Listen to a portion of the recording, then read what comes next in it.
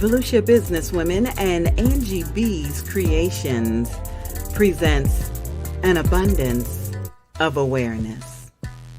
Join us each month where we introduce you to people who are dealing with different situations in their lives, and we want to spread awareness. Taken from the book of Proverbs, chapter 20, verse 5, in the New International Version of the Bible, it says, "The purposes of a person's heart are deep waters, but one who has insight draws them out." Please allow us to help you draw out the purposes of your heart by spreading awareness. We encourage you to like, share, subscribe, and pray as Volusia Businesswomen and Angie BEE's Creations presents an abundance of awareness. Hey there, everybody. It's me, the Queen Bee, Angie BEE, and I'm just buzzing and excited. I got a couple little busy bees in the background waiting to come out and hang out with me tonight. You may be wondering, what is Angie BEE doing this early on the air on a Wednesday night? Well, this is a brand new segment that we are debuting tonight, and I'm thrilled. It's called an abundance of awareness. We're going to do this segment once a month because sometimes you need to know certain things. Like, let me show you this thing right quick. Did you know that April, the month of April, was Stress Awareness Month? How many of us were stressed out in the month of April? And did we know what to do about it? Some of us moved. Some of us, got sick. Some got healed. April is Stress Awareness Month. And so the American Heart Association put out this flyer that talked about stress and strain, body and brain. What are you worried about? Why does it matter? And it gave us these stress busters. So the Lord said, okay, well, you just need to help spread awareness, because when people are healthy and when they're not stressed out, they're more susceptible to hearing a word from God. And so there were all sorts of messages last month: coping with stress and anxiety, recognize when you need more help. And then this cool little flyer, "I'm so stressed out." This one came from the National Institute of Mental Health.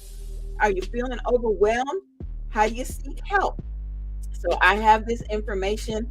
If you'd like for me to send you a copy of it, no problem. Just get in touch with us. So, that was just a little bit about the month of April. Then I was talking to this very intelligent young woman that I know that lives in Michigan. And I said, what kind of awareness is going on during the month of May? And she said, she ran down a list, and I was like, well, I can't talk about all them things. Can you just come join me and you talk about some things? So my first co-host for this evening is the lovely Sonia B. Sonia, you're coming on in. I see you grinning already, girl. I see you grinning. I hope you can hear me. Yes, I can hear you. Oh, and good. I can talk about you. Thank you for telling me that this was arthritis awareness. What was it? Yep, Arthritis Awareness Month, along with Lupus Awareness Month, which touches my heart. My dear friend Kimberly Cright and her son suffer from lupus. But arthritis, I can't think of anyone who doesn't have a touch of arthritis, as our grandmother would say. Just Girl, a little bit of arthritis that affects them at different times. So I've invited a couple of people to come in with us, Angie BEE, if you don't mind letting them in the show. But okay, anyway. as soon as I see him backstage, that'll be great. That'll be great. But in terms of me with arthritis, I didn't You realize too I. young for arthritis. You too young for it. Yeah, I used to think that. I really did. But in this cold climate of Michigan, here we're in the balmy 40s on May Oh, Jesus. 3rd. Yeah. Mm-mm. So, Mm-mm. 8 million years ago, I suffered a peripheral neuropathy in my left foot from my now controlled type 2 diabetes flaring up, and it severed some nerves in my foot. And I Mm-mm. actually couldn't walk for a minute. I was in a wheelchair for about 3 months, and then in an Mm-mm. ugly walking boot. And now, about 30 years later, it's developed into some lovely arthritis in my foot that flares up whenever it's Mm-mm. cold. And in Michigan, that's pretty Mm. much 7 months out of the year. I mean, so Because y'all just yeah, had snow this week, didn't you? we did. Yeah, just Monday, I think it Mm, was. Yeah, mm, yeah. mm. So I I found this.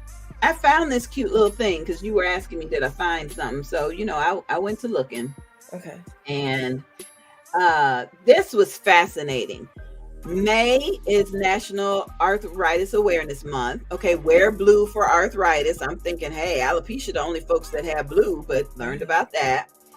Um, but That's like there's a little. That's a little bit of a lighter blue. yeah. Alopecia is more so royal. Hmm. But girl, look at it. Osteoarthritis, Hmm. rheumatoid arthritis, signs and symptoms. But when you said about our grandmother, that's what reminded me about this middle section on the bottom. It says our earliest ancestors were affected because their skeletal remains from 4000 BC show that they had arthritis. I Wow, mean, that's crazy. wear and tear. It's just I can't say to nobody, you too young for arthritis. Right. Mm-mm. Right. And I never would have thought. I never would have thought that an issue with my sugar would have turned into arthritis years later. But yeah, here we are. and I think I know that's why we're doing this show, an abundance of awareness. There's not too much. You can't know too much. You know, Right. if you Right. know how to treat your sugar, then you don't have loss from vision. Or just talked to a very dear lifelong friend who had to have a surgical procedure on his eyes because of the diabetic retinopathy. I always Yes. Yeah. It's something when I was really in denial about my glucose levels and my diabetes. I'll never forget one night. It was near Christmas, riding over to my maternal grandmother's house. And everything was so blurry. I didn't Mm. know what was going on. I thought that, I don't know, my glasses were dirty or something. And I cleaned my glasses. It was fine. Luckily, I wasn't driving. But when we got there, she checked my sugar, and because she was a visiting nurse, a retired visiting nurse, so the first thing she did was check my sugar, Mm-hmm. and it was 500, and she couldn't believe it. So she checked it again, and the next time it just said high. Oh, It was too high to even register. So she sent oh, me straight to the hospital, and oh my God. yeah, just they got it down in time before it caused any permanent damage to my vision. But it's nothing to play So with. what we have to recognize is every problem has other associative problems. Sounds like, Right, right. you talked about there was some damage to your body, and as a result of that damage, you've got some arthritis now. Mhm, mhm. There Yeah, was my elevated. Right, my sugar elevated in the middle of the night and caused some nerve damage in my foot. Mm-mm. That's permanent. There's nothing that can be done. Just because Mm. hard head, I wasn't taking my medicine. Just I think a lot of us that in terms of different things. I'll never forget our grandfather. Just thinking his back was hurting and it was lung cancer. Mhm. He Mm. complained about I that mean, to back the point, hurting for a long time. long time. Got a new bed, new Hmm. mattress.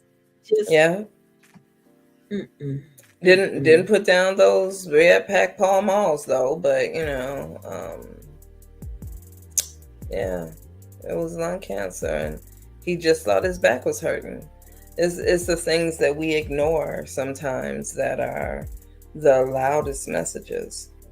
Oh, that's deep. That should be a T-shirt. The things we You better ignore write. are the loudest messages. Yeah, Yeah, yeah. text it to And myself. pain should never be ignored. I'm no medical professional. You saw me put the views and opinions up there expressed. I am not a medical professional. But if there is some kind of pain, then that's a problem. You need to go get it checked Right, out. I don't want people to feel like they got to go to the doctor for every little thing, but go to the doctor and have every little pain checked. Okay? It- right, I- you're right. right, Teresa. Your body will tell it all. Your body will tell it all. Thanks, Teresa Jordan, for watching. I do appreciate that. But we already have too many things against us. Like Sonia, I was in the post office today and saw this flyer, and I know it was, the month of April is over, but still, National Hmm. Crime Victims Rights Week was Hmm. the end of April. Survivor voices. Okay. Because when people are victims of a crime, that leaves a lasting effect on them. They need some kind of help. Hmm. And so on the back of this flyer, they have direct services for victims of crime, suicide, child abuse, disaster distress, love is respect, dating abuse. How many of us have gone on a date and stuff didn't go right? Say parents of murdered children. Just unfortunately, it's just a whole list of services that are now available for people that are a survivor, a victim of crime, and it's so tragic. Sonia, do you know anybody that has been affected by diabetes other than our grandparents? And um, me? Diabetes or arthritis or crime, any of the topics that we've covered so far. Yeah, growing up, we had a neighbor, Ellis Sullivan, who Oh was yeah. type 1 diabetic and passed away very early. I never knew the difference between type 1 and type 2 until it Hmm. came to him, Hmm. because type 1 is juvenile, you're born with it. Type 2, you grow into it, basically.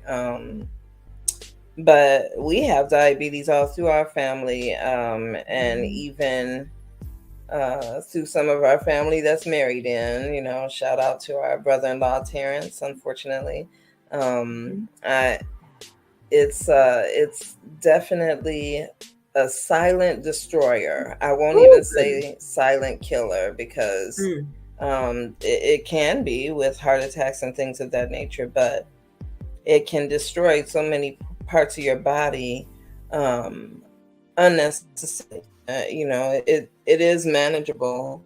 Diabetes is manageable. Arthritis is manageable to a certain degree. I would say lupus is manageable with Mm. medicine. I Now, honestly, I don't know a lot I about didn't know lupus. I didn't know young males can have. I always thought of lupus as being for women, but you said Hmm. there's a friend of yours and her son that has lupus. Yes. Yeah. So is that Yeah. like type 2 and type 1 diabetes? Is it kind of like a lupus when you're a child and a lupus when, or do you know? I don't think so. I mean, he's 19. He was diagnosed about 16, I think so.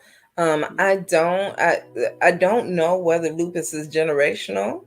And I don't know if there's if there is a rhyme or reason to where it comes, Mm, like the younger the old, so mm, mm. yeah. I thank you for sharing, because there's so much that we um, don't know.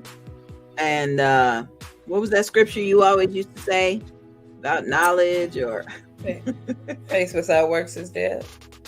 yeah, so we're working to keep our faith strong and to learn and to be able to have an overabundance of awareness so that then we can share it with someone else. Teresa Jordan recently told me about a woman who had a stroke a couple of years ago and now has aphasia. And I'm like, aphasia? Ain't that what Bruce Willis got? What? I started looking it up, and traumatic brain injury, concussion, any of that stuff could lead to, whew, it could lead to it. It could lead to it. I think it is tragic when we go to the doctor and we say, okay, I think I got a stuffy nose. And they say, okay, well, take this prescription. It'll clear it up. But it could be something a lot more serious. Definitely, like COVID. I mean, definitely COVID has shown us that the small things that we thought were small things can exacerbate into larger things, or just be a very contagious virus altogether. I remember my pastor had congestion and excess phlegm for months, and we thought nothing more than it was his sinuses or arthritis, but you just never know. And I do think that sometimes the little signs, you think they're nothing, but and I kind of feel for doctors sometimes, because they're kind of like mechanics, body mechanics. They can only they can only go with what they see and base it on the knowledge that they have. So although it may be a bad thing, I remember my mother's first heart attack was diagnosed as an anxiety attack. And she thought she had indigestion, by her second heart attack, which was detrimental, unfortunately. And as I was cleaning out her home, there were so many different indigestion remedies. Peppermint, Pepto-Bismol, so many different ones that were in her medicine cabinet, her coffee can in the kitchen cabinet. And it just makes me wonder how long she was feeling that uncomfortable feeling that she diagnosed herself as gas when it really was heart trauma. Yeah. Listen, we got Tam that just joined us, and we've got somebody backstage with the name of King.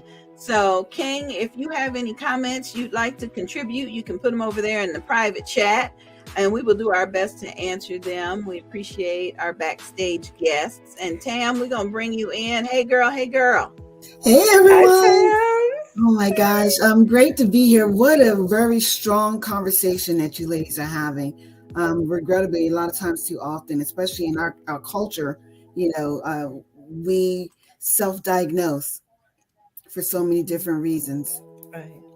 Right. Yeah. And then when we're talking about awareness, it's not like we think we know it all, but we kind of do. It's like, Okay. And then I see you talking about mental health awareness in parents Yeah, during the yeah. month of May. It's the same difference, and so my name's Tamara, right? Everyone who doesn't know me, I'm the founder and president of Maternal Matters Favor, and our mission is to provide counseling, life skills programs, and even support groups to parents who go through perinatal and postpartum mood disorders. So individuals are like, what is that? It's levels of anxiety, depression, even forms of psychosis that take place. And sometimes in yesteryear, we self-diagnose ourselves, oh, she just got the baby blues, what's wrong with you? Cheer up. You just had a baby. You're about to have a baby. You know what I mean? And parents, are silently were going out their minds, like, how am I going to feed another mouth? You know what I mean? What am I going to do with this? I don't even have a job, or, just different ways and different things in which we didn't have the resources, and there were no conversations behind it. I know that when I went through it, there wasn't, and so it's my goal just to make certain that we have our finger on the pulse of this, because what we're seeing is a lot of individuals not getting the treatment, not getting the support that they need. And we have some really adverse reactions taking place in our communities. It's a global thing. And, I would definitely say that about perinatal and postnatal, just the postpartum, everything that has to do with pregnancy and marriage. Pregnancy and... frozen. Am I frozen? I froze?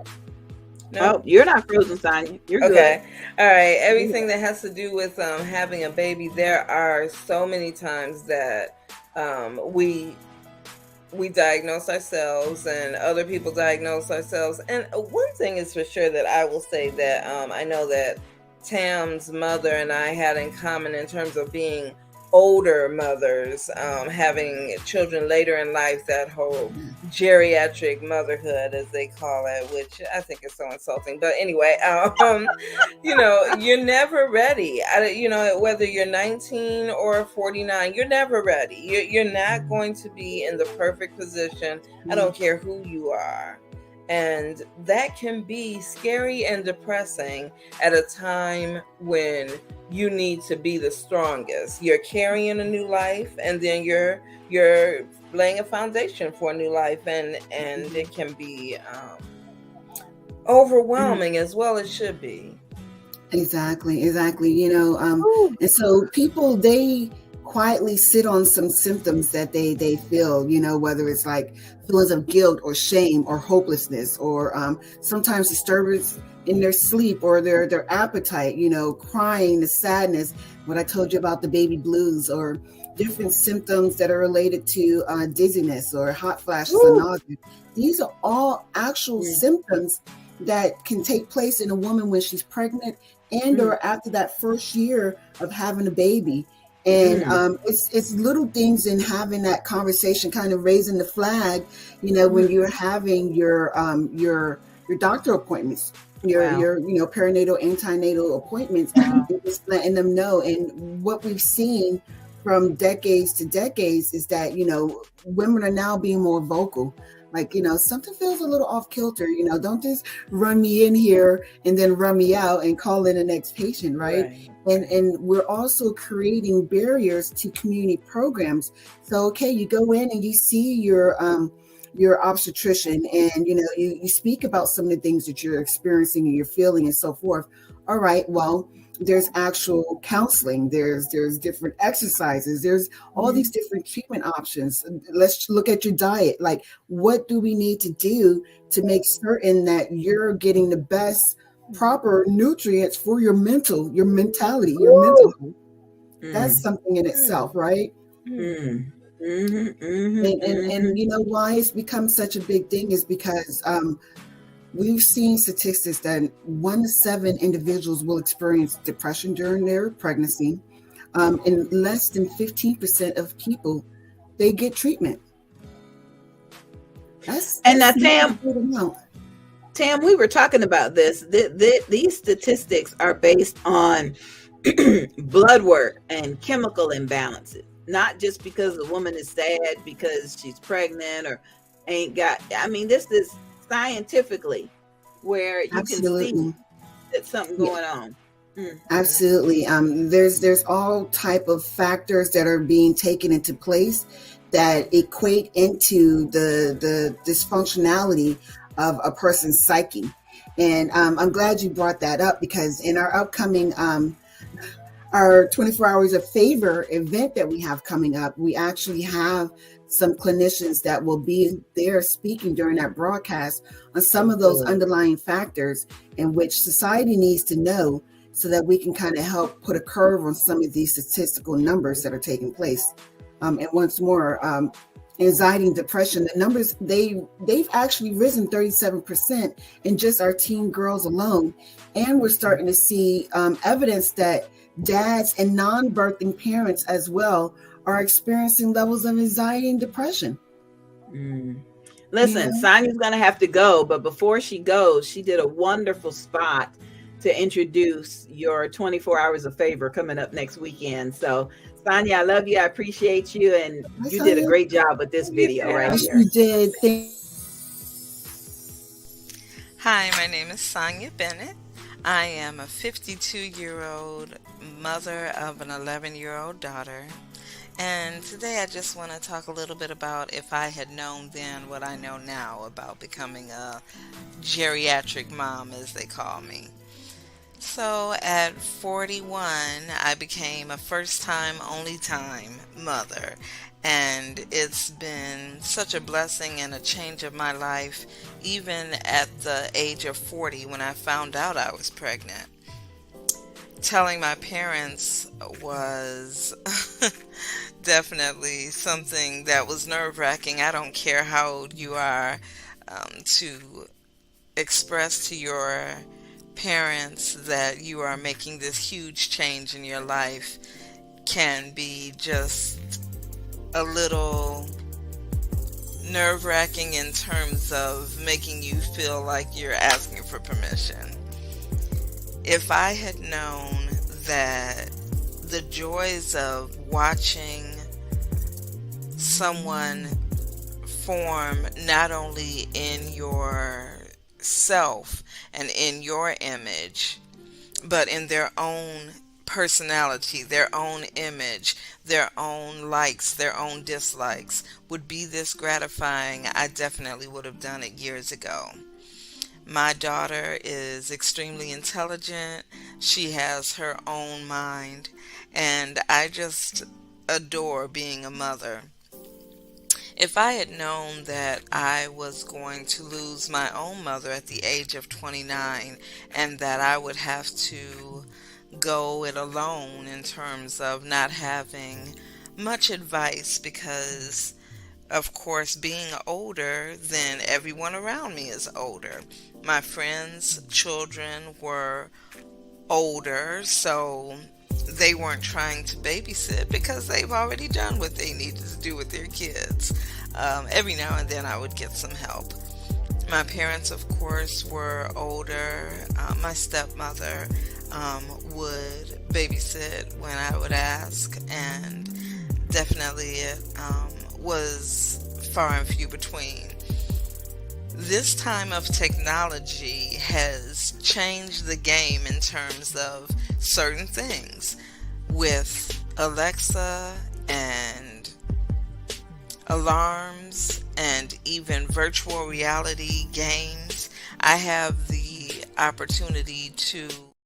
Sonia's going to have to come back and tell us more about that. I mean, it's such a great testimony.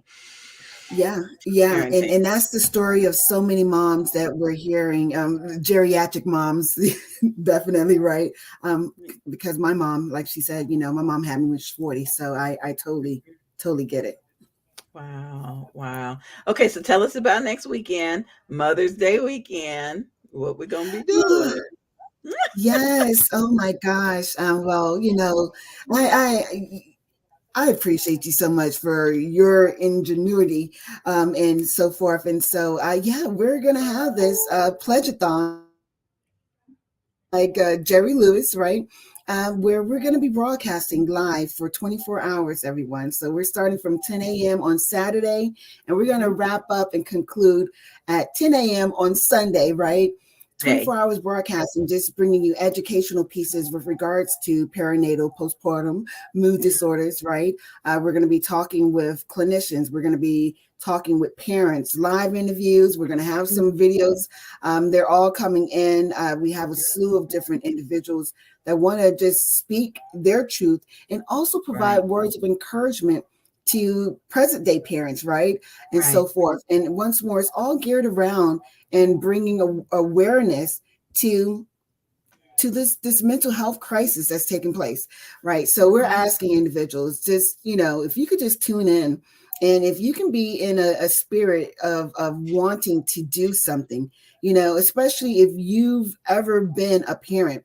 And we're not talking about that you had to birth someone. That's why I use the term non-birthing parents. You know what I mean? You could have adopted someone, right? You could be raising your grandchildren. We know mama and them, used to have to pick up the slack sometimes, right? But we all go through different emotional pieces as it comes to parenting, and how we handle that, how we cope with that. It varies, right? And so forth. But at the end of the day, we want individuals to know that, there's a tribe, that's what I like to call us, that we get it. We are here to help you press through. And it's actually going to be helping to start the pilot program of our life skills class, right? So we're going to be teaching individuals different skill sets that fall in this specific population, this underserved and underrepresented population. A lot of times, too often, folks with different diagnoses just get hoarded and shuffled in. Oh, yep. Yeah.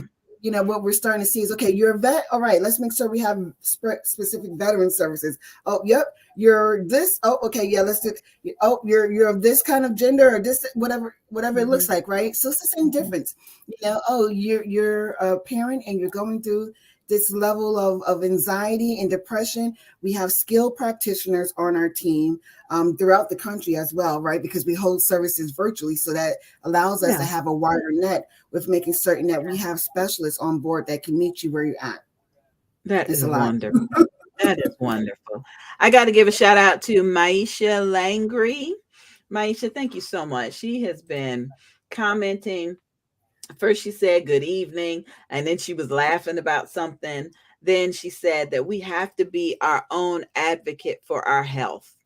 And that even goes to looking at your primary care physician. I'm in a situation where I'm looking for a new doctor, and you make a few phone calls and they're like, oh, can't get you in for another 6 to 8 weeks or whatever. And then you call and somebody's saying, well, I've got to find a 1 hour slot for you. And I'm like, 1 hour? Yeah, this doctor really wants to get to know you first time in. And that just is like, okay, because like you said earlier, they'll buzz in and buzz back out. So I'm looking forward to meeting this doctor. And then Maisha said, thank you. I tell you, we have to, that is all that evangelism is. I am the Queen Bee, Evangelist Angie BEE. I learn about something from Christ and I share it. So now, because our bodies are temples of the Lord, now if I learn something about health, I got to share it. I got to share it.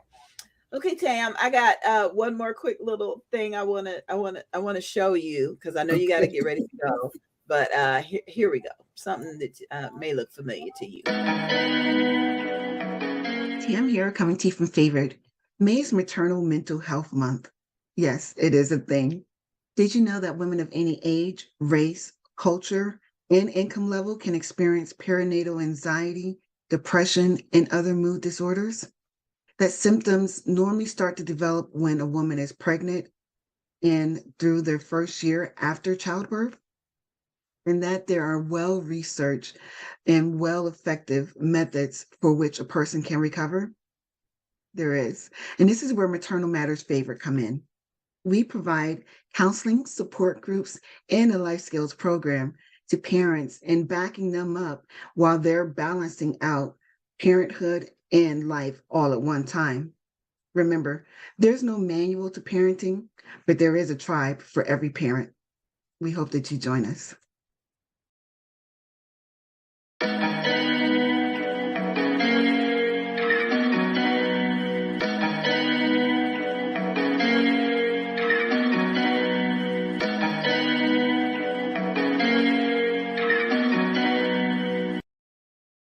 Girl, it is a thing. And I was like, it is? I just Google it, right? That's what you tell people. Go Google it. Go. Oh, it's on Google. yeah, It's real. yeah. Because Yeah, it is. uh, it- I am grateful. I am grateful because, we go through things and we think we're all alone. And now Maternal Matters Favored is reminding us that we're not alone. We're No, not. no, It's not our no, fault. Hmm. and It's no not. matter where you are, in the world at this point, just raise that flag. Let someone know that you're going through what you're going through, right? Life is lifing, and you need assistance. Not Mhm. only is May Maternal Mental Health Awareness Month, but today, the first Wednesday of every May, is World Maternal Mental Health Day. So that goes back to what I was saying about, no matter where you are, someone knows, and there's pockets of individuals that can provide some kind of assistance to you. Oh my goodness. My goodness. Okay, so the life skill classes, and I'm sorry, I know you got to go, but life skill classes are going to teach financing. What else now? Yes, yeah. So it's going to be self-love, talking about what boundaries look like, healthy ones, right? Communication, and the different tones in which we need to speak, right, to kind of get that assertiveness across, goal setting, and what that looks like, and developing an actual plan so that you have actual steps and you get those deliverables, those outcomes. Yeah.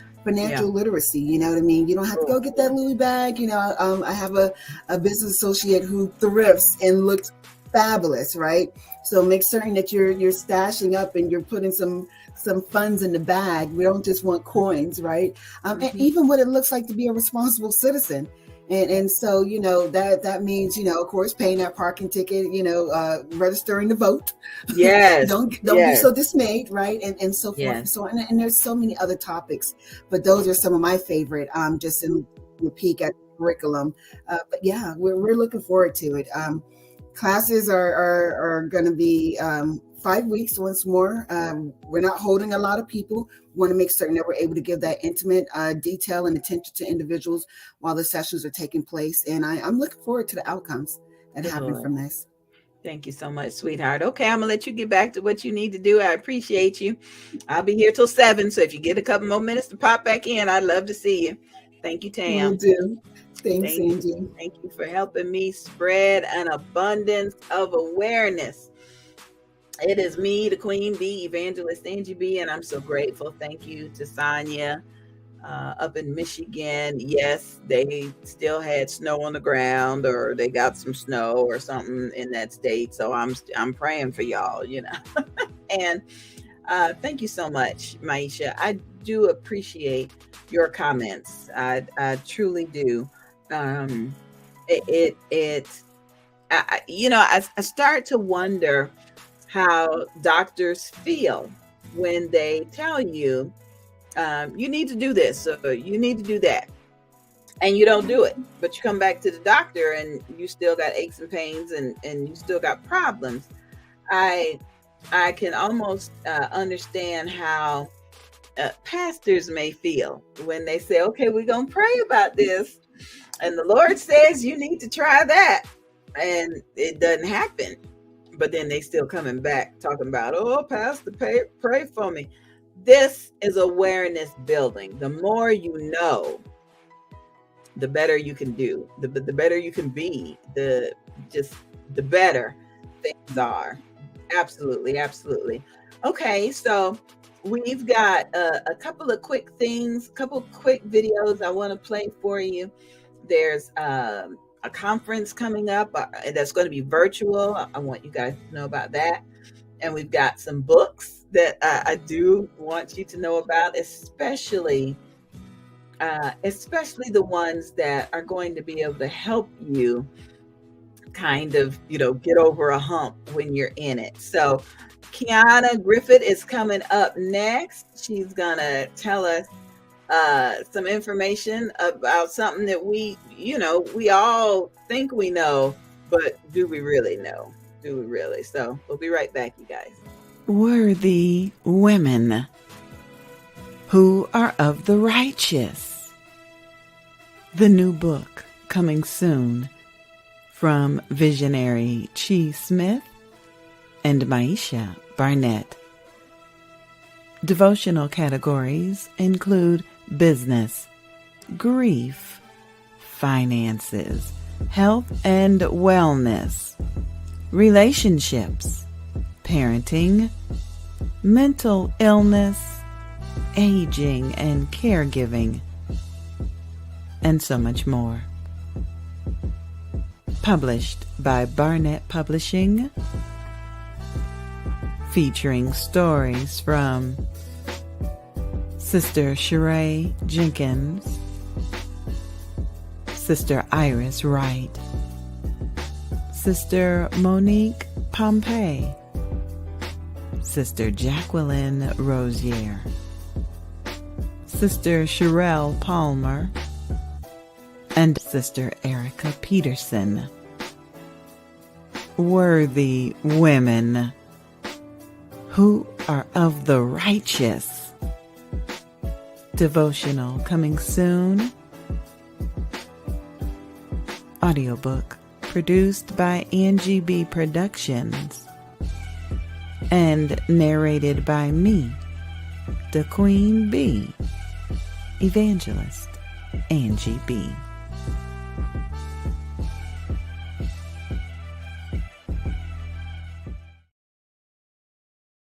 It's time for the Christian Cruise, 3 days in Bahamas.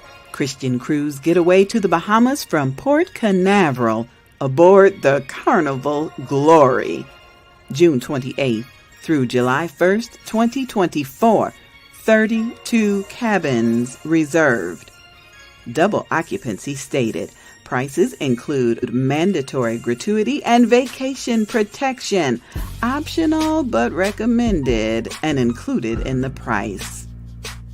Tickets are limited, so book now to secure your spot on board. First payment is due by June 5th, final payment by October 5th. Book now. Visit Women of God, IUWT.com. That's Women of God, IUWT.com.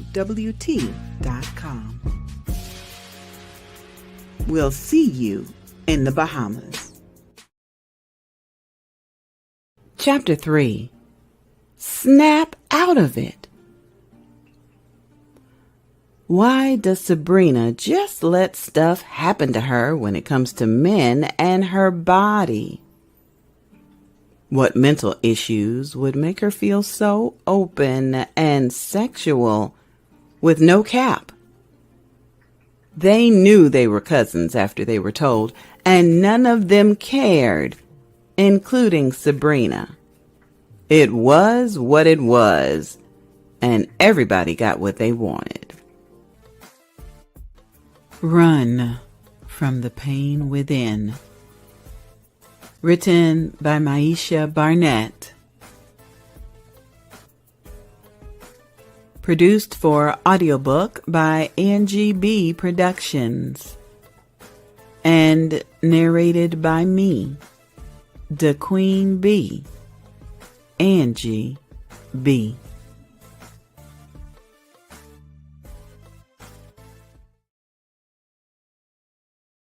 Hey everybody, welcome back to An Abundance of Awareness with me, the Queen Bee, Evangelist Angie BEE. Coming up next is somebody who has truly an abundance of awareness, and it's all about sickle cell. So we're going to bring Kiana up next. She is coming from Daytona Beach, Florida, Volusia County. And Kiana, I'm so glad you're here. Hello. Because so many of us think we know what sickle cell is. Oh, only Black folks get that. Don't worry about it. Don't worry about it. And so, girl, tell us tell us something we don't know. So one thing that it is that sickle cell disease has many faces. It's not just African Americans. It's not just Hispanics. There are Caucasians, that Europeans that have this actual disease. Asian. Yes. Yes, because there's so many cross loves and so many people, love one another and they come together without knowledge. And if not, don't even know their background or their family history, they come together. And even if they do know, because I've said before when I interviewed a lady she was known to not intertangle with anyone that had the trait because she had the trait, not knowing her husband who had been in the military, who did not know because he was never tested, had the trait, and they came together and had two children. One of the children, which is the oldest, he has the actual disease, and then got pregnant again. The nurses told her to abort the baby. And she said, I would not. And she didn't. Guess what? The baby didn't have anything. So it's within the numbers of how it is within birth. You never know if you have the trait or if you don't have the trait, but you have the disease, how it mixes together and causes. It's almost like a hit and miss. You could have multiple children and it is. not all of them. Oh, man. It is. One lady I know, all of her children have disease. Another lady I knew, one had the trait, the other ones didn't have anything. So you can never call it or never just actually say what it will be. The only thing that I do is educate them. I met a woman that was a part of our 24-hour fundraiser for you who said she had 3 children who all tested positive, all had it, but they had different fathers. But she had the trait and she didn't know if the others had the trait or not. So I'm thinking, can a trait become full blown, or is it just coincidental that she was a trait? Absolutely not. So if a person has the actual anemia, I look at it at 1 + 1 = 2. 1 trait plus 1 trait can equal the disease. So if that baby has a disease and she knows she has the trait, then that father has the trait. Wow. Absolutely. That's the only reason, only way a person can have a disease. Yes. Teresa, I agree. She says awareness is key and knowledge is power. So true. So true. So testing is really the only way. And that's what I learned during our January time with you, that we were raising money in order to purchase testing kits. Yes. Because if you know better, you can do better. Yes. Or you can abstain from doing if you know not to do. And we kind of joked about that a little bit. You want to have a checklist on the first date. You got your own house, your own car, your own teeth. Do you have a sickle cell trait? You want to. And it's a real piece when it's in your family, especially if you are adopted and you don't know. You have to know. You just have to know. And I know that October is Sickle Cell Awareness Month. September. That's right. Yes. Same month as us with alopecia awareness. Yes. But I wanted you to come in now in the spring, because I understand that in the spring a lot of couples come together and they meet each other and they, things happen. And so tell us more about that conversation. What could that conversation sound like, if you talking to somebody or just basically just knowing background history, knowing family.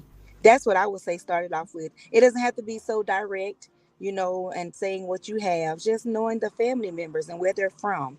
What's your culture, what's your background, finding out that first, keeping the talk sweet, but still finding out the information you need to know so you'll know what you need to know. And that could be anything. Does anybody in your family have sugar? Does anybody in your family have? Yes, you go down the list. Okay. Go down all the way. Kidney function problems, everything you can think of. And then you talk about sickle cell and ask them, have they ever even heard of sickle cell? Because it's not only the fact of talking about it, but it's the importance of knowing the care. If a person says, oh, well, I can handle it, I can take care of you, I can love you through it all, they don't know exactly what it entails until they actually get into that situation. And I've seen couples where one couple has, one mate has left the other because it just became too much. Now, what is actually too much when a person is in crisis? Can you describe what that is like? Yes. So when a person goes into crises, and it's sad that now a lot of sickle cell carriers do not want to go to the hospital because they are so mistreated. The doctors are even able to write down things in their charts to make them look at something else. I'm experiencing this right now. I have to go to bat for a client because the doctor is just adamant on making that client look very bad, and they're believing the doctor's word, and it's so sad. But it's like that. So then when you have a spouse involved, or even just a boyfriend or girlfriend, and they have to go to the hospital and endure this pain with the person they care about, you know that it's the emotional up and down roller coaster stress of that person in the bed, you know, trying to talk, can't talk, in pain, can't get words out, can't express themselves enough because of the pain their body is enduring. So it takes so much patience, so much prayer and faith and determination for anyone to be alongside someone that's going through that. So it is vital that if you don't do anything else but go get tested for the trait. I mean, it's something you're born with. So it's not like later on you could contract like chicken pox or HIV or something. You just go get, but you know, we jokingly say to women, if you're of childbearing age and you don't know, you need to go get tested. And but if you're not thinking about, you know, then don't worry about it. But men can be of childbearing age for much longer. So y'all need to go get tested to see if you have the trait. He is spreading the seeds and sharing the growth and multiplication in the world. So they really need to know. And they need to know with the person that they're, you know, coming together to have children with, because that has a problem when he has the trait and she has the trait. It's very, very pertinent that they know. Wow. Tell us more about what Levi Long Sickle Cell Association does. What are the services that you provide for people in Volusia County, Florida? So right now, I'm able to continue doing the AIM concept, AAIME, advocate, aware, inspire, motivate, and educate in the communities everywhere. I was just at 2 health fairs this week, one in Deltona, and one in Deltona, one in Daytona. So I make sure I get the information out, not only to Volusia County, but any county that there's no awareness. I actually just got in touch with the National Association. They reached out to me. They're going to make me one of the CBO partners, a community-based organization partner. And so being that I have a couple of counties, they're going to, you know, lend me a hand. I spoke to One Stop Career Center. They're willing to hire people for me so they can continue to work on. It's a great work. It's a great work. Good. Yes. Good. Yeah. You take those vows for richer for poorer, for sickness and in health, and then the sickness hits. And that's what it is. It's real sickness. It's real worse. It's worse. Because look at the better. We like the better. But then we know how worse it can get. And everybody's worse is their own worse. Everybody's better is their own better. Oh, goodness. And once it's just tragic. It's tragic. Listen, how can people get in touch with you? On social media. I'm on every platform you can think of: Snapchat, Levi Long Sickle Cell Association, Instagram, even Facebook. You can message me. You can Google me. When you Google me, you will see the Levi Long Sickle Cell Association. It shows you my phone number. It shows you my email address. So there's no way I'm not reachable. I'm very reachable and I'm very approachable. In the community, you can walk right up to me. Good. And so I think I asked you to pop in next weekend during our 24-hour. So excited. Yes. Good. Because Tam and her fundraiser is also an awareness builder. We've got parents that we talk to that feel guilty when their child has an illness. And so some of those coping skills that you can share would go across the board.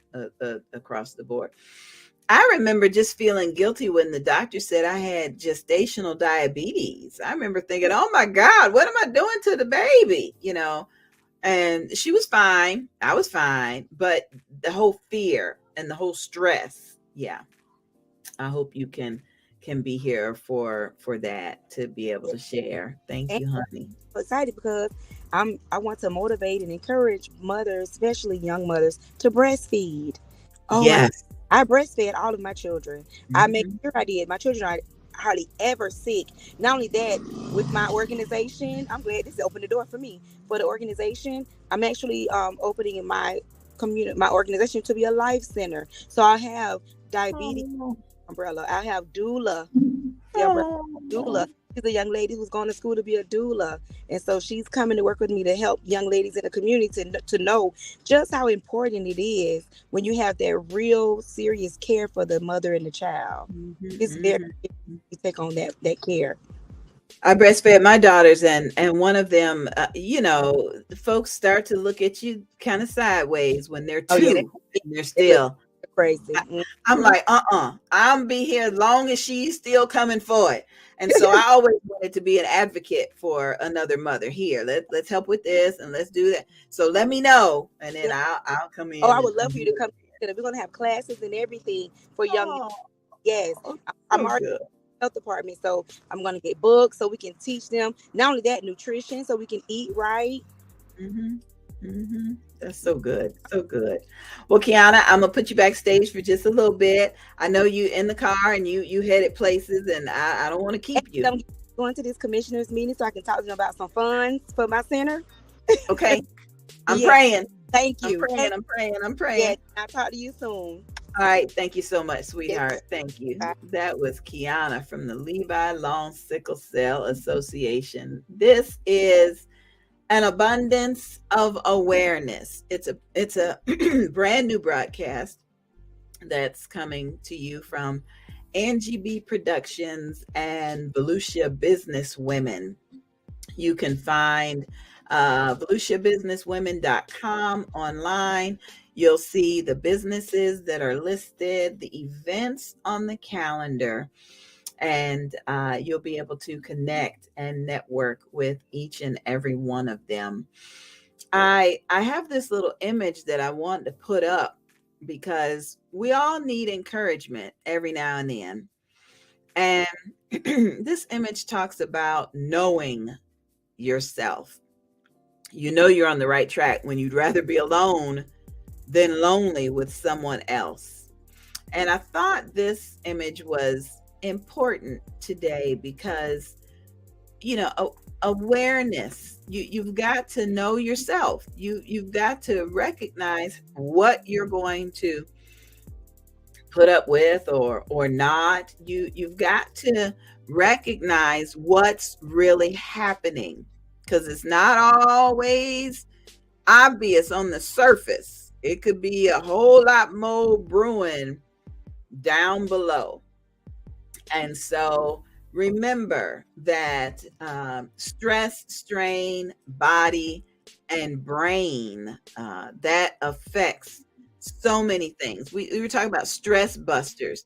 Get out of the house, take a walk through nature, enjoy the sights and sounds, use your network. I was blessed today because two very dear lifelong friends drove in from Georgia and picked me up and took me to lunch, and they are celebrating their birthdays. And so we all uh, got a chance to spend time together. But just reaching out and connecting with family and friends, that helps if you're a parent. It helps if you're dealing with a chronic illness. Sleeping well, meditating, relaxing, praying over it, working out.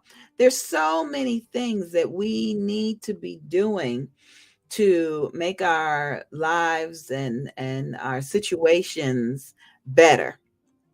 And if we don't know what those options are, if we don't know better, we cannot do better.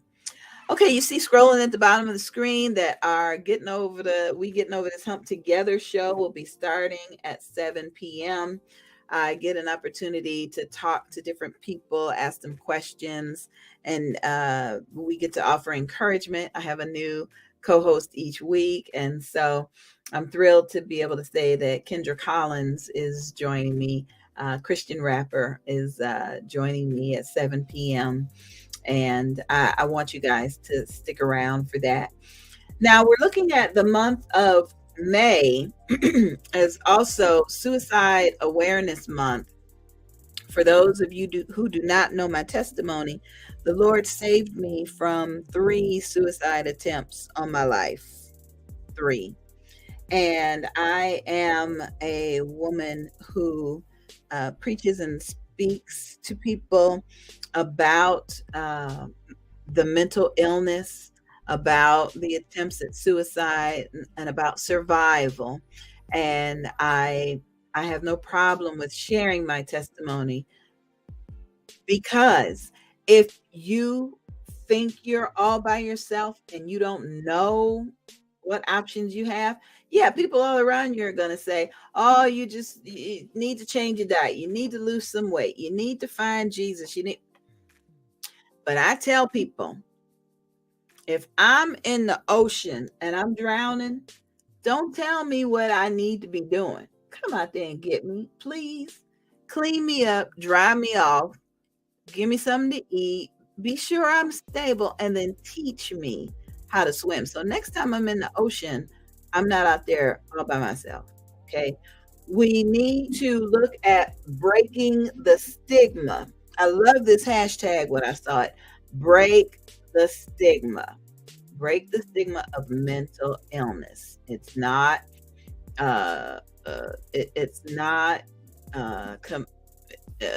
mental illness is not confined to genre or age or even financial situation. As Tam was saying earlier, there's scientific information that shows that doing blood work will show that you have a chemical imbalance, and that could lead to some mental health issues. So please, ma'am, please, sir, let us work on breaking the stigma. Let's use the hashtag, look some things up, and share them. We're all on social media. I'm broadcasting tonight on Facebook, three Facebook groups, a page, a YouTube page. So let us please break the stigma, okay? And let's break the stigma about a lot of things. I don't want to wait till November to be talking about diabetes. Our first co-host tonight, Sonia, talked about diabetes, and we're gonna, come back around in November.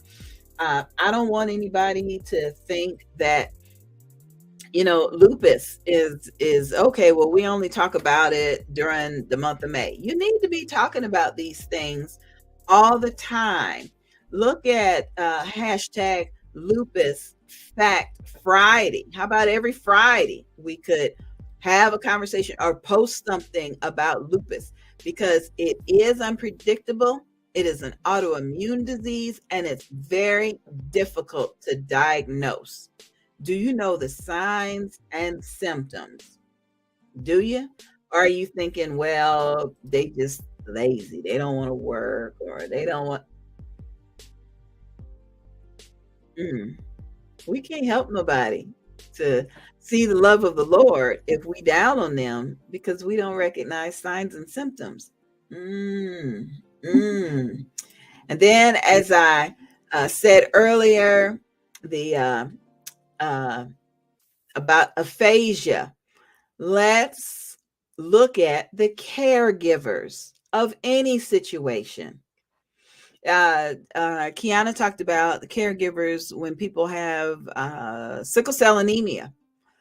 Tam talked about caregivers, even if it's the parent and a grandparent trying to figure out why this mother is so depressed.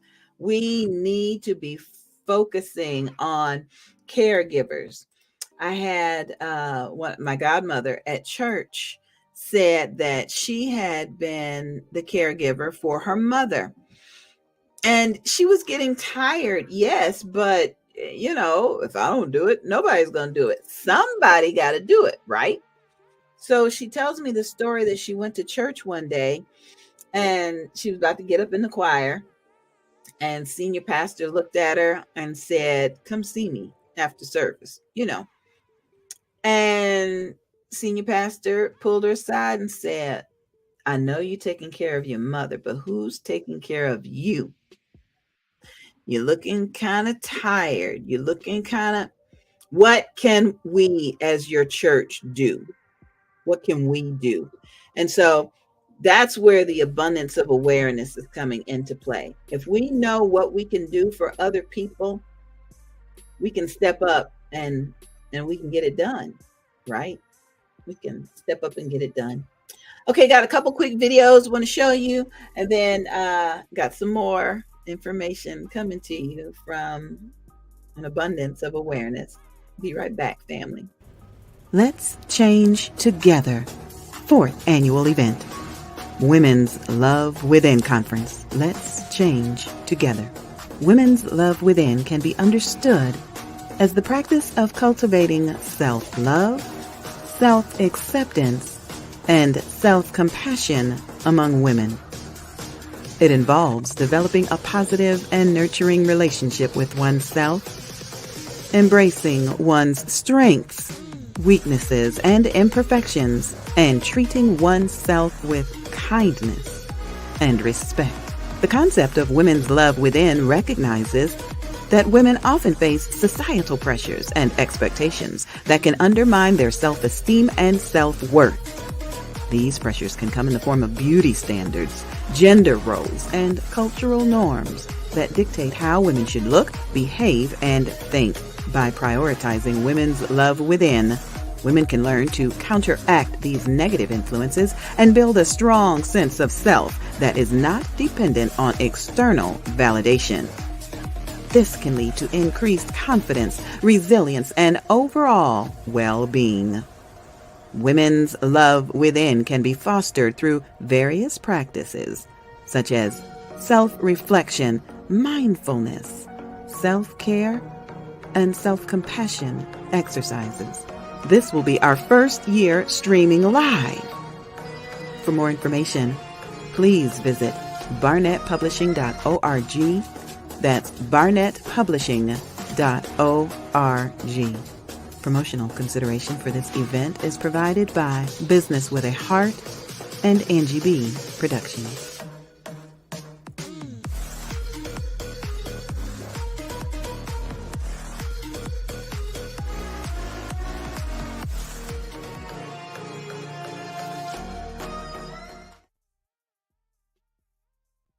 On April 1st, 2023, our Father woke me up to begin this writing.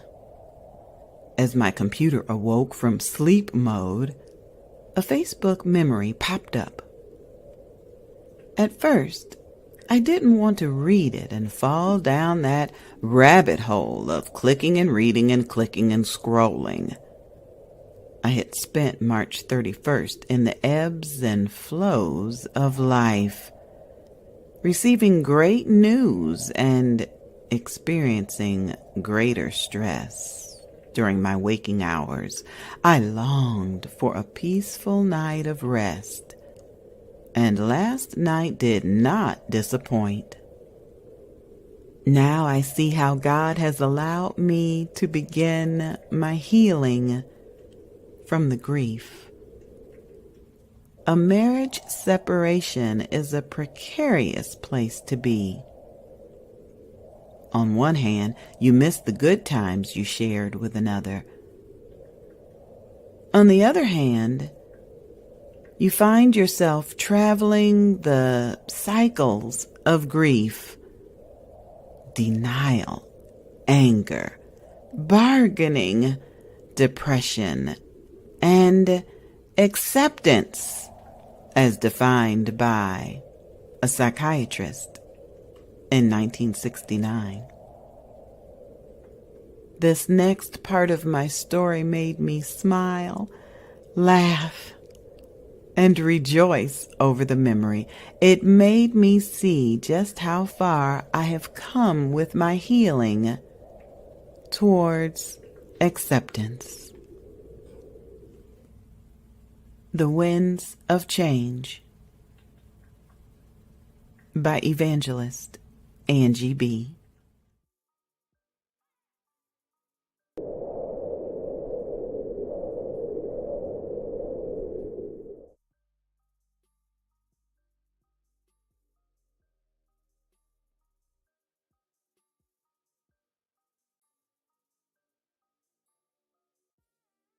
Chapter 3.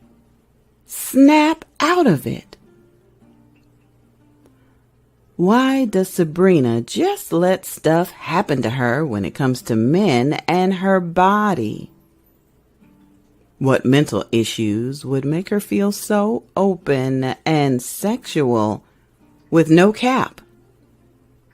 They knew they were cousins after they were told, and none of them cared, including Sabrina. It was what it was, and everybody got what they wanted. Run from the pain within. Written by Maisha Barnett. Produced for audiobook by Angie BEE Productions. And narrated by me, the Queen Bee, Angie BEE.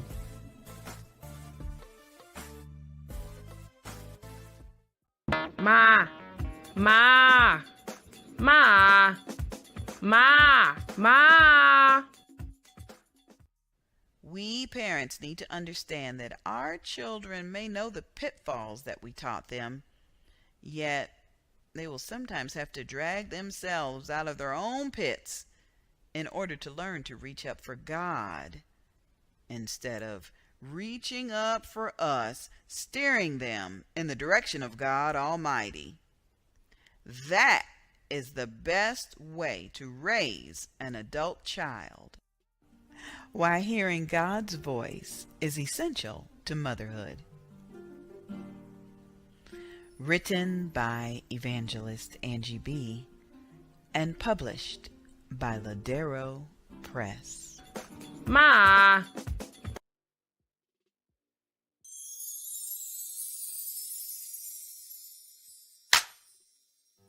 Happy Mother's Day.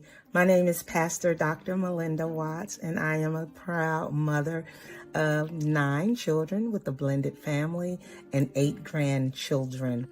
One thing that I learned from my grandmother and my mother, I learned determination.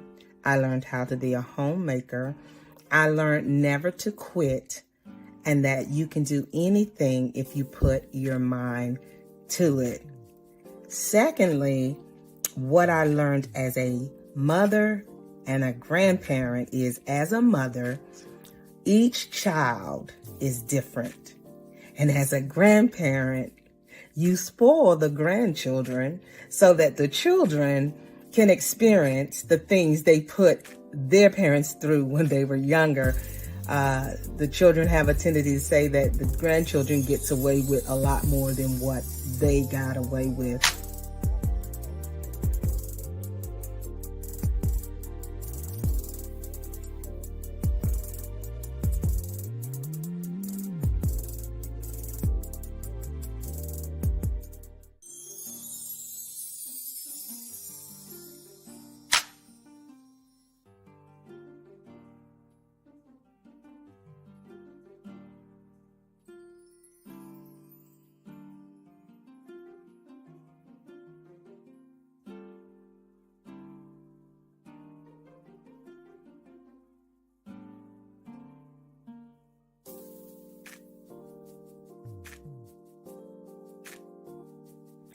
Also, the advice that I would give to every parent, grandparent that is raising a child is love your children unconditionally. For each one of them are different. They are gifts that the Lord has loaned to us, and also make sure we train them up in the way of the Lord so that when they grow old, they won't depart from it. Also, if I could do something different, oh my God, I think I would be a little bit more lenient on my children because they had a hard knock life. I was disciplined. They were disciplined just the way I was disciplined. You spare the rod, you spoil the child. But if I could do something differently, it would be a little bit more lenient on them in the rearing. You have a blessed Mother's Day. God bless.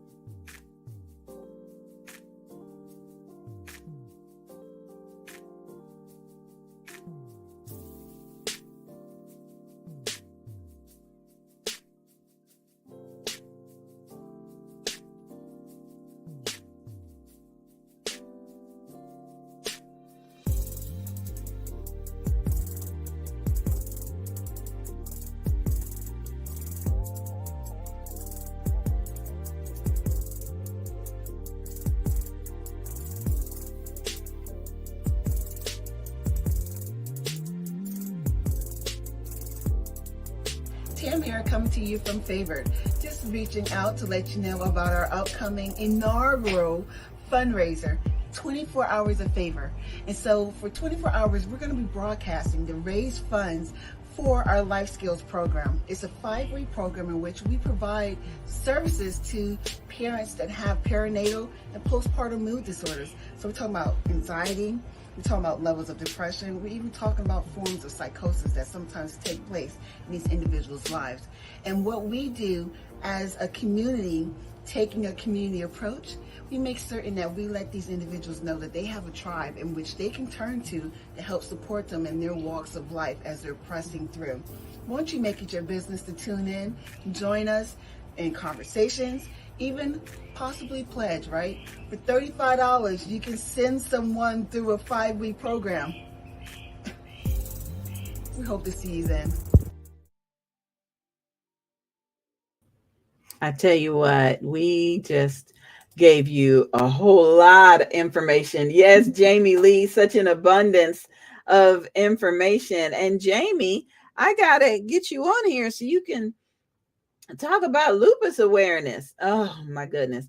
All we know about lupus so far is what our first co-host shared, that lupus can happen to a mother and a son.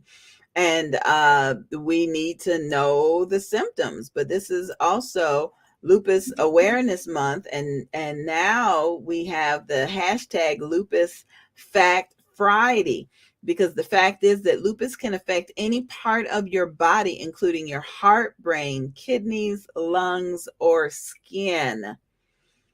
My goodness, that's a lot. You are watching An Abundance of Awareness. This is a broadcast ministry from me, Queen Bee, Evangelist Angie BEE, and the tour that Angie BEE presents.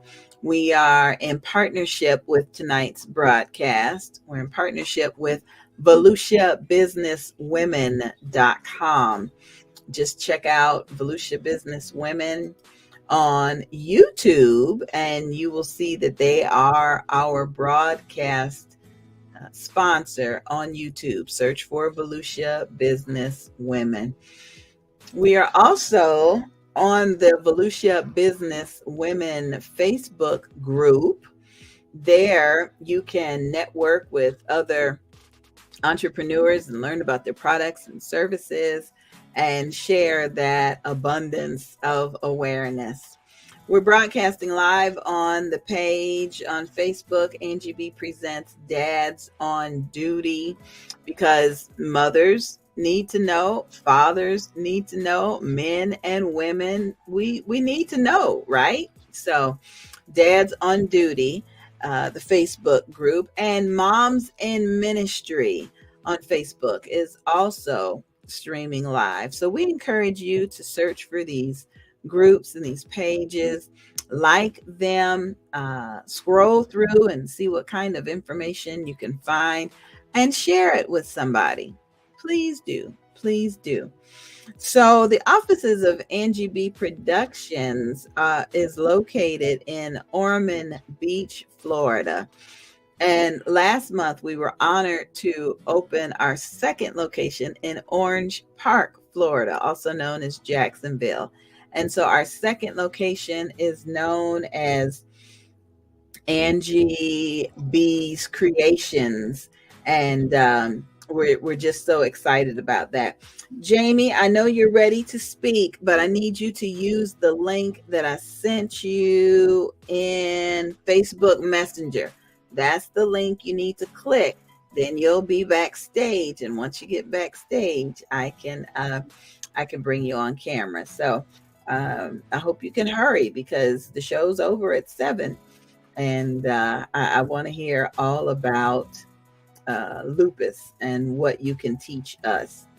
We have a very special shout out for the sponsors of our YEP program. I know some of you may be saying, what in the world is YEP? The information's at the bottom of the screen. YEP stands for Youth Entrepreneurial Author Program. You can find Yep, I'm an Author on Facebook, or call or text that number for more information. Shout out to our sponsors that have come in and said, I got $50 to sponsor a child, so here it is. And that's what they've done. So because of our sponsors, the Yep Summer Writing Program is just about ready to kick off.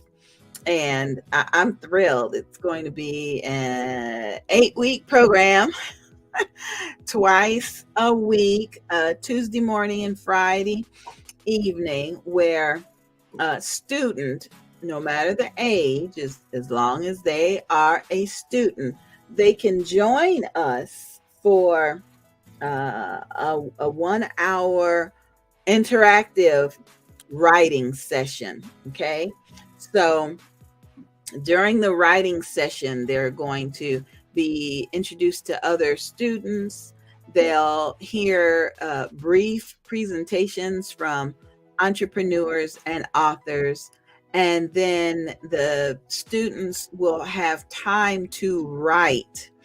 Sometimes we authors say, or we people that want to be authors say, I just can't find time to write. Well, the beauty of this virtual summer writing series is that is what it is designed for, so that young people have the time to write.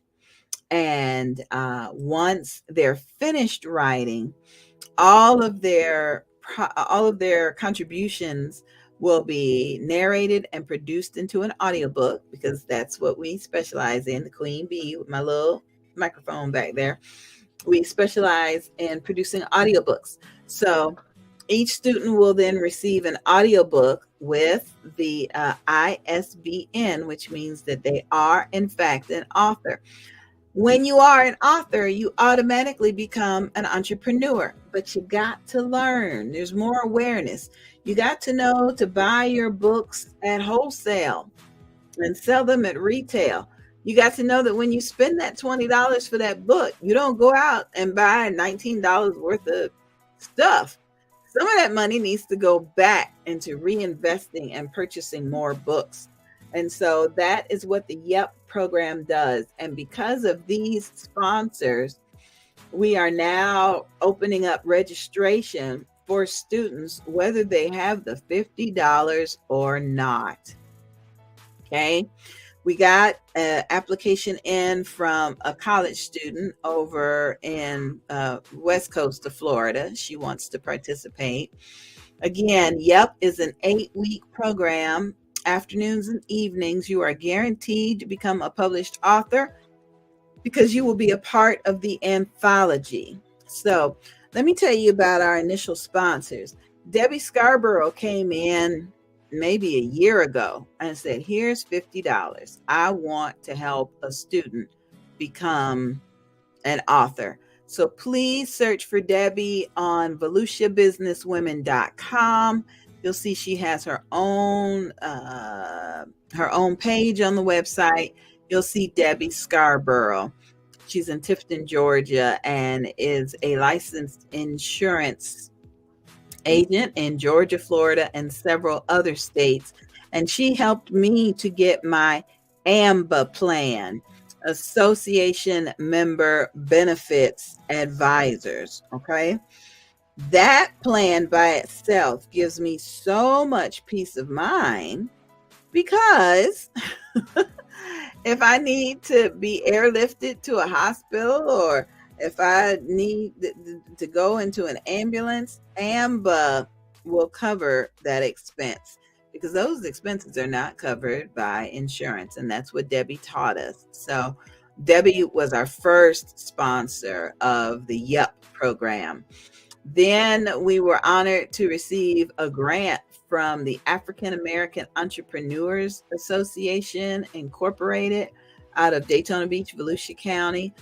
We were able to apply a very large portion of this grant towards the Yep, I'm an Author program. And so we thank Leslie Giscombe for accepting our application and blessing us indeed, because you know, when the Lord tells you to do something, sometimes in the back of your mind, you're like, how are we going to get this done? And then when something just drops into your lap, you're like, okay, God, it was already planned. We've got Barnett Publishing, who has not only fallen in love with the YEP program, but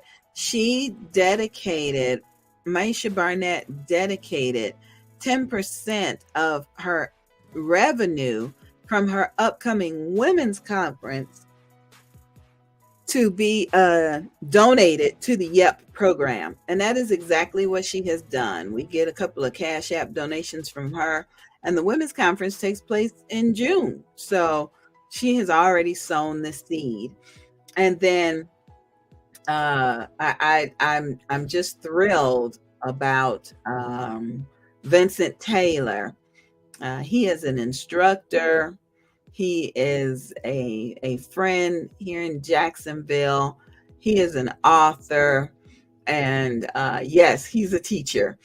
And what he has said is that he feels that if instruction isn't engaging, yes, you see that up there. And so when he comes in with instruction, not only is it engaging and informative, but you're able to retain it. And how many of us have learned something one day and forgot about it the next day? Awareness and abundance sometimes is like, okay, yeah, but what were they talking about at the top of the show? Arthritis. Oh, yeah, that's right. Diabetes. Oh, yeah, that's right. Aphasia.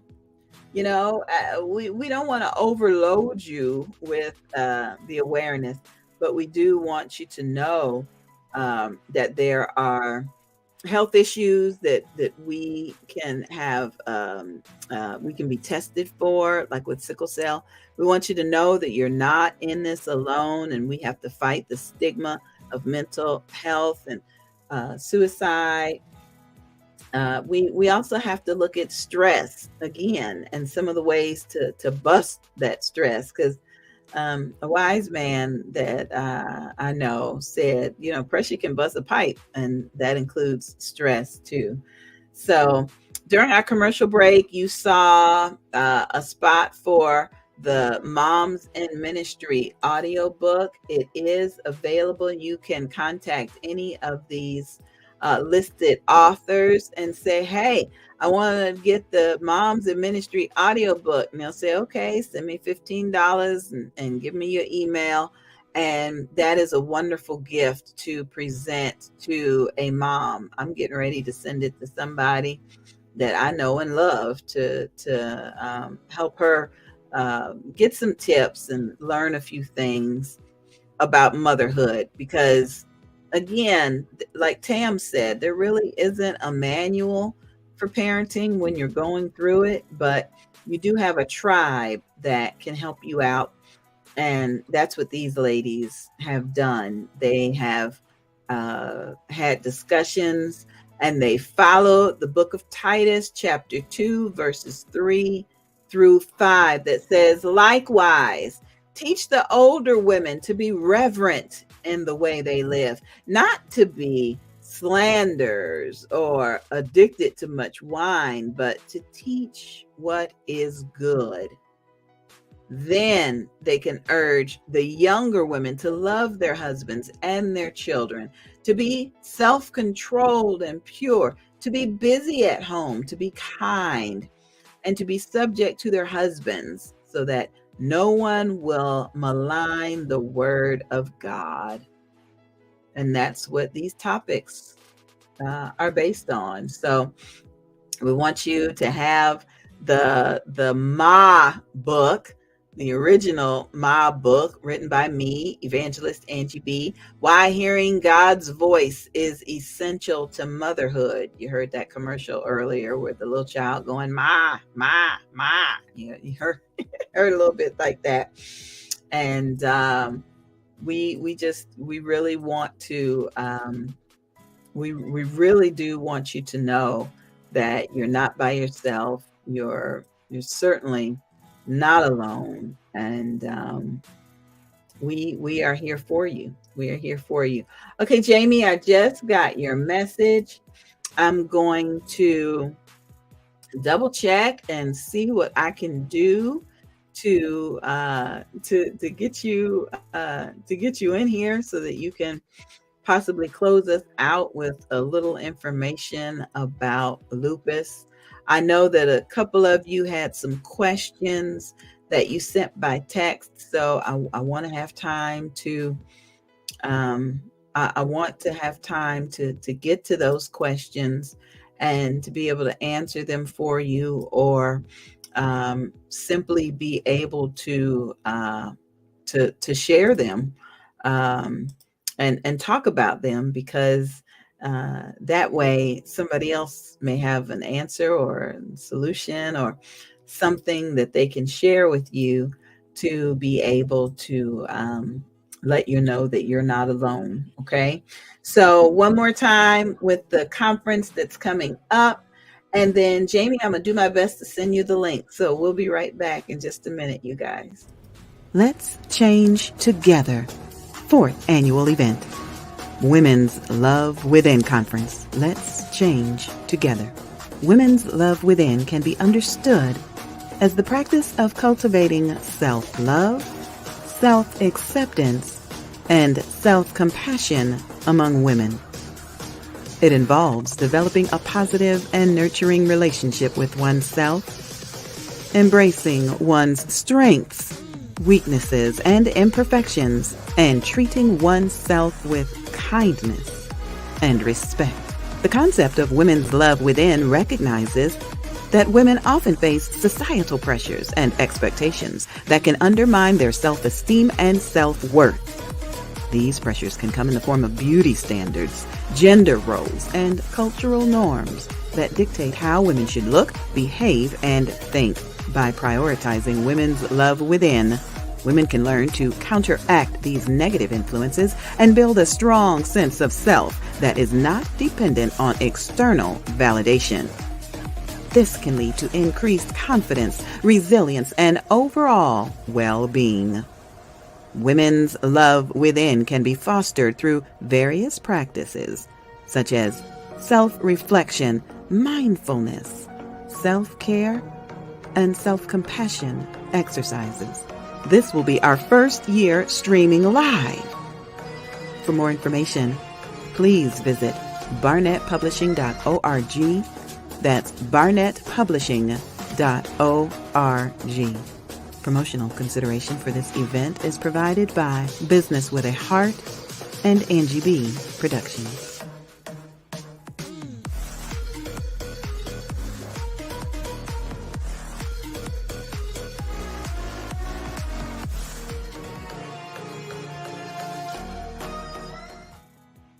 Hey, Jamie's here. I'm bringing you in. Thank the Lord. Thank the Lord. Hi. Hi, sweetheart. How you doing? I'm well. No Good. complaints. That's good. That's good. And thank you for joining me. I hate to just harass people on social media, but I was drawn to you, not just because of the lupus and the sorority, but we kind of have the same look going on. Yes, you know, we do. You Yes, I'm a little chilly, but we got the same barber. So tell us a little bit about you, where you live, and what is your health and wellness studio. Tell us about that. Yes. So I'm Jamie Jones. I am the CEO of J Fit Health and Wellness and Nutrition by J. I live in Washington, D.C., and I live with multiple illnesses. I live with lupus, epilepsy, and diabetes. Oh, Lord. And so, but you know what? I'm an advocate. And so having these things allow me to really share my story and my testimony with others. And so for me, May is Lupus Awareness Month. And so with it being Lupus Awareness Month, I'm going to share every and anything that I possibly can. You see that I am wearing my lupus sorority letters. Gamma Pyro, Lupus Sorority Incorporated. Is that pink and purple? Yeah, they are. They are. And it's a virtual sorority, but we definitely do a lot in our communities. We did have quite a few people that came to DC for the Lupus Summit. And so it's definitely a true sisterhood. And so, yes, I am a personal trainer. I've been a personal trainer for 20 plus years. And big on the nutrition and just really trying to get people to understand, especially with lupus, how we eat and what we eat definitely affects our flares. Really? Mm-hmm. How we eat. Okay, tell me some more about that. Okay, so how we eat and what we eat, how it affects our bodies is what we put in ourselves. So I basically tell people I want to build you as a healthier individual from the inside out. Okay. And so with that, it's meaning eating anti-inflammatory foods. And so you're talking about eating your healthy fish with omega-3 fatty acids, eating your dark leafy greens, your nuts. All those things can help you keep the inflammation down, because all lupus is, and even diabetes is also considered an autoimmune disease. Mm-hmm. But to keep the inflammation of our bodies down, we have to eat properly. And also the time of day that you eat when you eat certain things. And so all of that is like interconnected. It's interesting how when we grew up, we always knew that, our parents probably wouldn't eat dinner until 7 p.m. Mm-hmm. But now it's like, okay, try not to eat after 6:30, so your body has time to digest and process what you're eating. Before you go to bed. Like do those things. And I'm a big proponent of the cast iron skillet. I know they've done away with our cast iron skillets, but I just think back to when our grandmothers and everybody cooked with the cast iron skillet. We had less illness. Yeah. Because the stuff at the bottom of the skillet wasn't getting in our food. Yeah. Exactly. So, it's things like that, that it just allows individuals and allows people to just really take note. And so I just really try. And so I do have my Nutrition by Jay, and I do nutrition coaching to assist people in understanding what they should eat and how they should eat. I think it's important, and I'm actually in the process. I probably have another year left on my public health degree, but I really want to focus on the health disparities that we have. We have so many obese children that are still malnourished. Yes. Because McDonald's is not nourishment. It's not. And so like I teach in a high school, and a lot of the students are always door dashing, Uber eating, Popeyes, Burger King, McDonald's, all these things. And so it's just, it makes you think, what happened to the family dynamic of eating dinner together at home. My daughter is 12, and I can tell you she loves vegetables. She loves fruits. She would rather have her fruit over. Oh my goodness. I know we're having internet connection issues. I just got the warning. So Jamie, if you can still hear me, I think we may have lost you, but I get what you're telling me. We have to eat better. We have to exercise, and we definitely have to do better. You are watching An Abundance of Awareness. My host Jamie Jones was just talking about lupus. May is Lupus Awareness Month. It's also Mental Health Awareness Month. We talked a little bit about diabetes. And Jamie, I think we got you back. That's good. I'm gonna bring you back in. We talked a little bit about diabetes.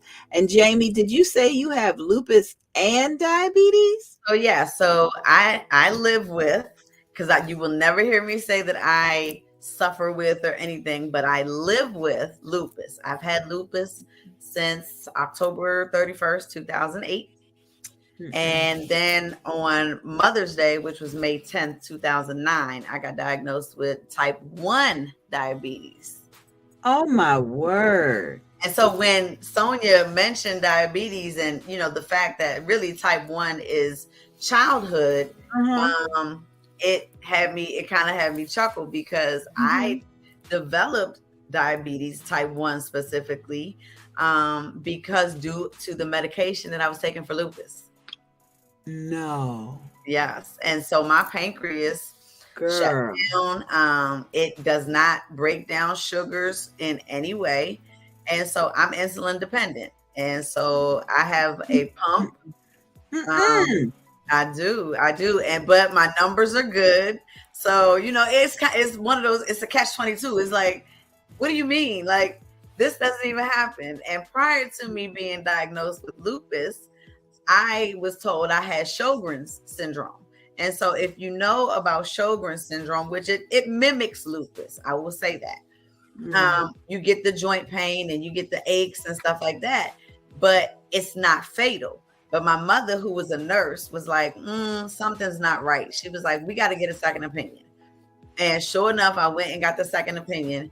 And it was found that I had lupus. And my mother believed that I probably had lupus like 4 years before I got diagnosed. Oh, my goodness. But we just didn't know. And my mother, she was my greatest advocate. May she rest in peace, continue to rest in peace. But she was one that always told me, look, you get it. We're going to take it and grab the bull by the horns. And we're just going to go for this ride. And we're going to figure it out. And we're going to make it the best that we know how. And she always encouraged me. And so that encouraged me to start, my nonprofit, the Jamie Lee Jones Foundation.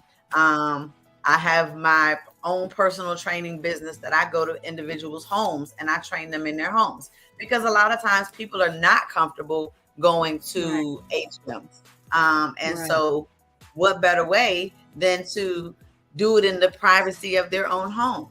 Right. Also do, virtual trainings for individuals. We can do it over Zoom or however, which is easier. I like to connect with people and let people know that I'm not just a regular person. I understand everything that you're going through. I live with illnesses. My epilepsy has been controlled.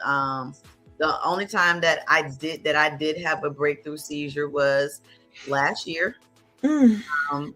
March 17th, to be exact, driving my daughter to school and I had a seizure behind the wheel. We only walked away with seatbelt burns on our neck. And so I'm a living, walking testimony. So me, to share my story, I have to. And so when you reached out to me and like, I would love if you could join me and just share your story. I don't mind. And so I can be found, on both Facebook and Instagram. My Facebook is, you can do facebook.com and then do JAIFIT Fit 2019. And then on Instagram, it is JAIFIT _nutrition 22. And I'm actually just going through and providing information. And actually tomorrow, I'm most likely going to do a live talking about anti-inflammatory foods from Instagram.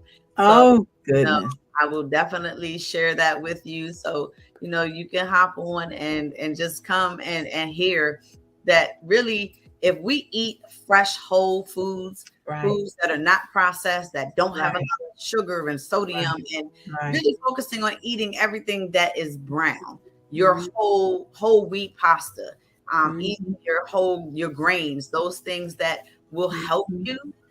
I think it'll be a better understanding and we won't have such a health disparity between us and other groups. My goal is to teach people, is to educate people.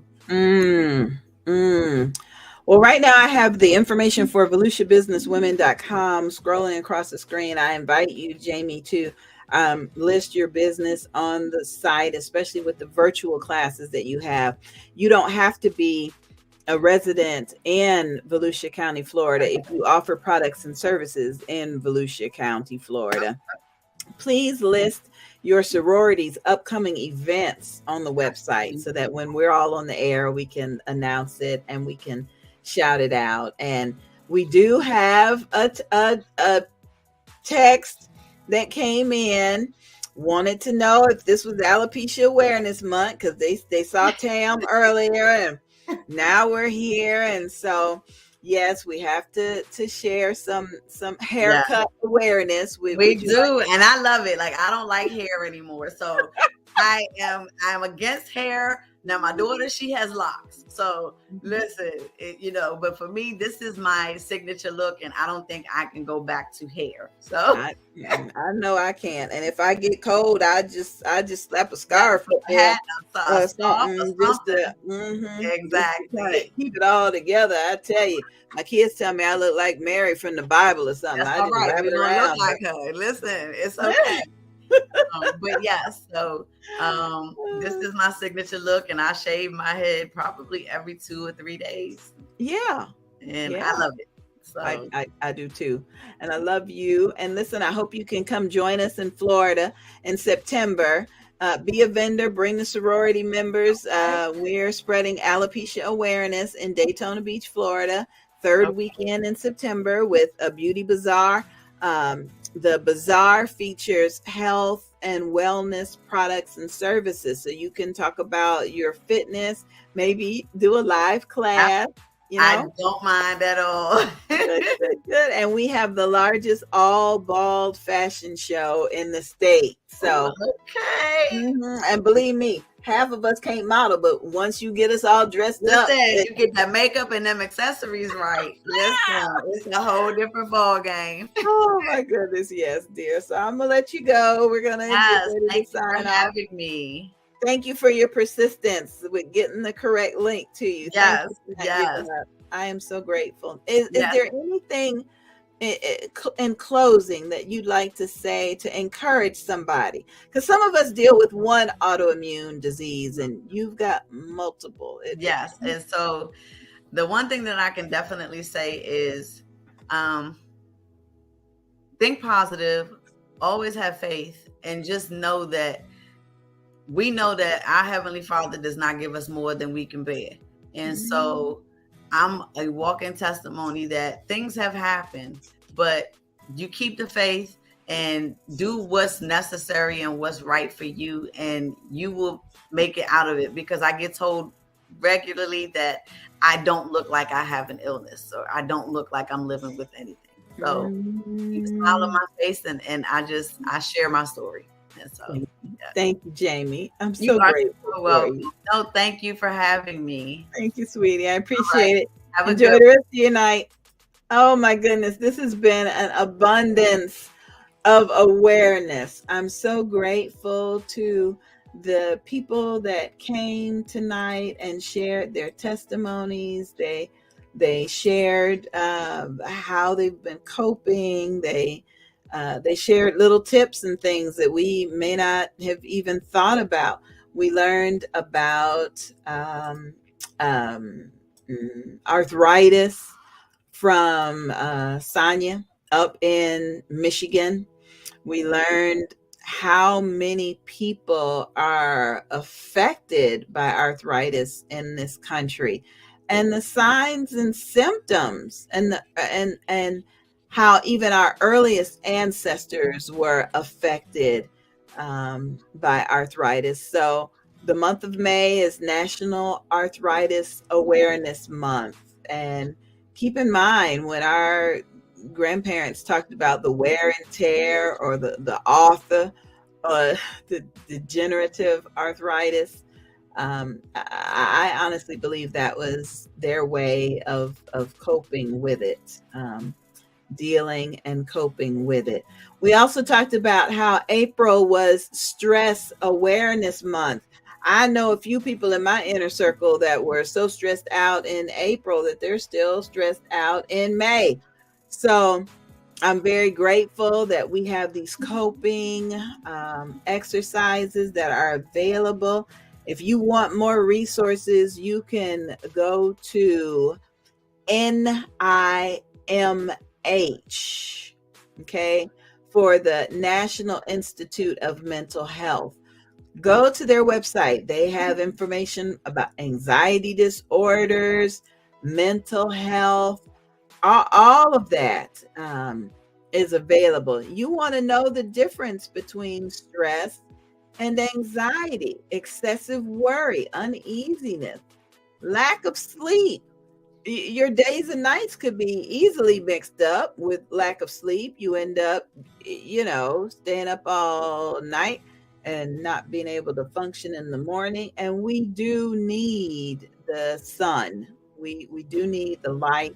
We do need the interaction and to be out with people. Even the American Heart Association says, get out of the house, take a walk in nature, enjoy the sight and sounds, lean on a furry friend, because pets may help reduce some of these reactions to stress. And work out. I mean, our guest Jamie just talked about working out and eating healthy, and what we put in our body is so very important.